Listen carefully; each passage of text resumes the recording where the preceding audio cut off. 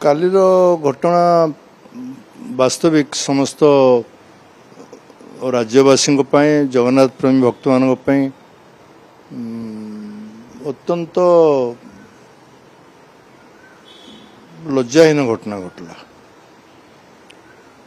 एभली घटना प्रकृत में आगुरी जो घटनी ता नुहे कि जो भाव में घटला एथे स्पष्ट बारी पड़ुछि सरकार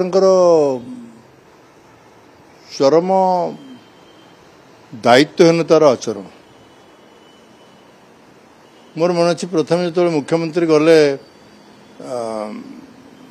पूरी रथ मीटिंग टाउन हॉल मीटिंग है सेवायत ऑफिसर समस्ते था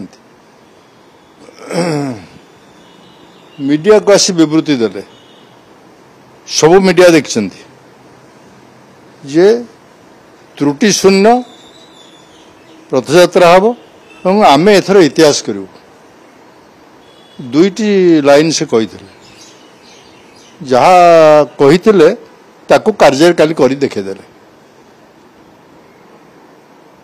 मुख्यमंत्री को धन्यवाद देवी से कार्य जहाँ कही अक्षर अक्षर देखेदे। ये रथयात्रा काली त्रुटि शून्य थिला।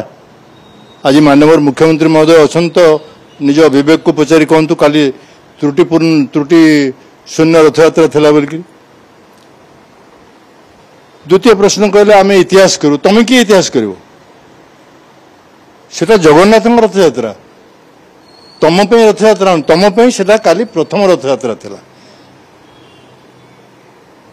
मोहन माझी महोदय के रथयात्रा देखा जाती कौट कामा केतल जाइए पूरी रथयात्रा संपर्क में मौलिक ज्ञान बा साधारण ज्ञान नाही।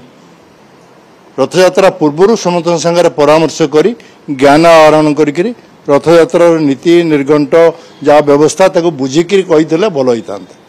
एभली घटना खाली घटी न था दला चकटा है सेठी काहारी भितर कौन संपर्क नाला माने समन्वयटा जल जल बारी पड़ता जो समन्वय क्या भितर नाही समन्वय जो नथिबो सेठी रथयात्रा श्रृंखलित हम केमती समस्ते थिल एटी से मंच उपरे जो कौन सेटा जो मंच उपरे सब नेता माने बसुंती मुख्यमंत्री आम थिला बेले बसलु सेठी खाली समस्ते थिल किए तो रोकी पार्लनी। प्रभु कार्य कौन त्रुटि हेले प्रभु ताकू सहिबे नाही एटा आगुरु बार बार परीक्षित हो सारी।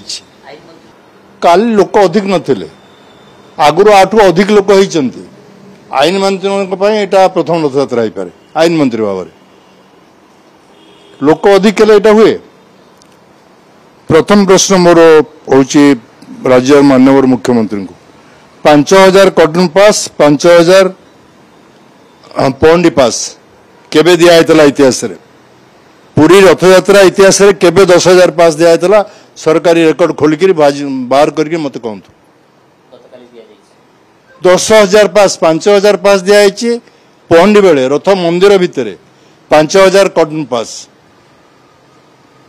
10,000 पास केबे दिया को वर्ष दिया को सरकार समय दिया विवृत्ति देवाई बड़ सहज लगुच मीडिया आगे कहीं 10,000 लोक से अरेंजमेंट कर